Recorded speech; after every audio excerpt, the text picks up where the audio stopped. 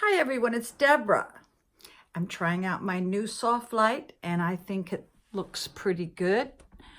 I haven't had time to play with it yet, but I think it's going to work.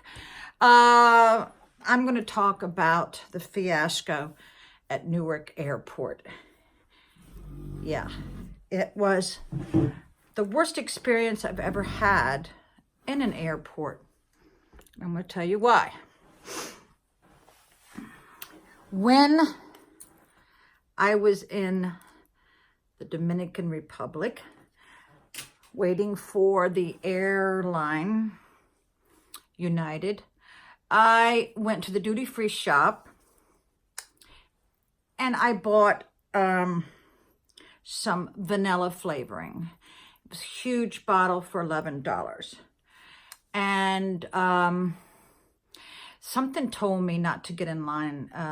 They had to open up like another station. The line was backed up 15 people deep. When somebody, I guess a manager, saw that I was leaving, he opened up another station. You know, when people are waiting for a plane, they're antsy, they're nervous. So waiting in line when you know you should be boarding a plane is just not a good idea. Okay, so they give you this clear plastic bag that has got a security seal. If anybody opens that, everybody's going to know, right? I mean, it is a secured thing. You can't open it, you know, you can't just sneak and open it because the plastic is obliterated. There you go. So I felt pretty safe.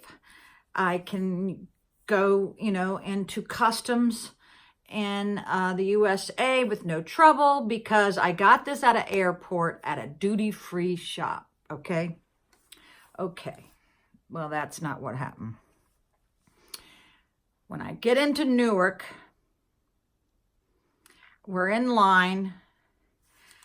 Now, half the trip, I didn't have to take off my shoes. I didn't have to take out my laptop. I didn't have to take anything out. I didn't have to do anything special, right? But when you get to Newark or anywhere, I guess in the USA, depends on the TSA, the shoes come off, the belts come off, the jewelry comes off, the laptops comes off, you know, and you're putting it through the belt. Well, my shoes and my hat it split on the conveyor belt.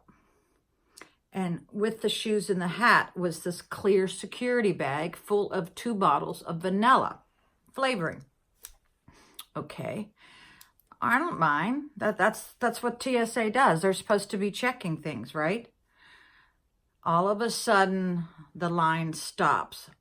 Where it split off, they had to have a special checking station, evidently, to check it again. And they had this computer or the scanner or whatever. So all of a sudden, the scanner for those liquids stopped working. Okay, so the TSA agents now have a bottleneck of about 10 people. I was hearing other women and men, passengers saying, I missed my flight. Oh my God, one of them was on the way to Italy. And I'm going, oh, this is not good. Because I had a connecting flight to Dulles, okay? So I am now getting antsy. So the whole computer system is down. Now there's other TSA lines.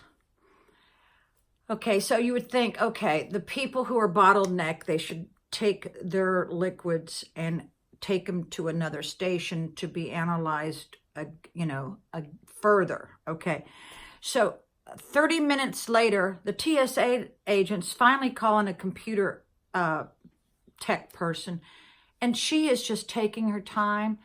They are ignoring the franticness of all the passengers who have bought alcohol, liquor, whatever you want to call it. And me, I just bought the vanilla flavoring. So another 15 minutes has gone by. Finally, they realize they can't get that working, the scanner, the second scanner, because I've already went through one scanner.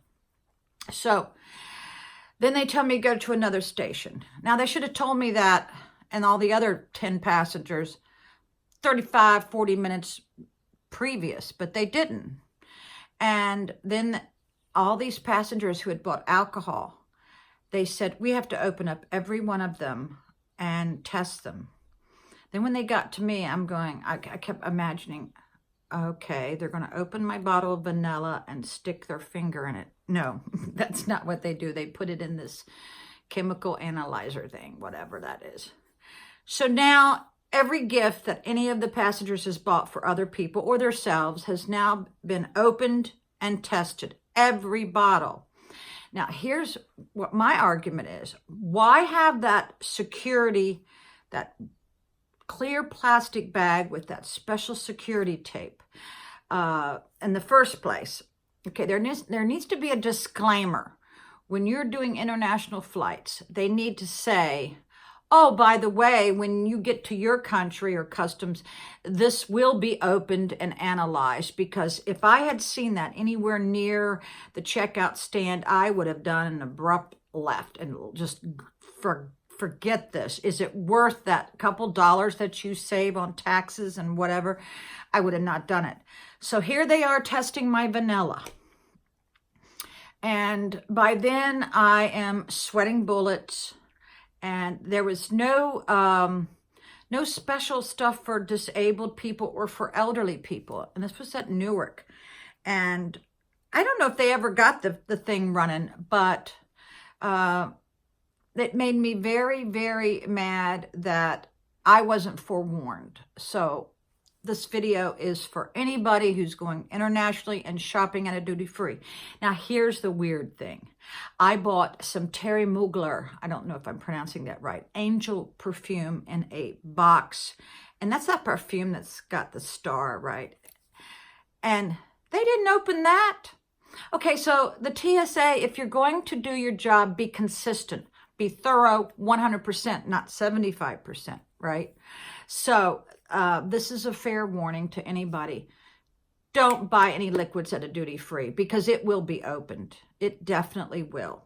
All right. So I hope I've informed you a little bit about this problem. I wish when I find that plastic bag, I will show it to you and how it's designed, that clear plastic bag, and I will use it as the thumbnail. But at the moment, I don't know where it's at. So happy traveling.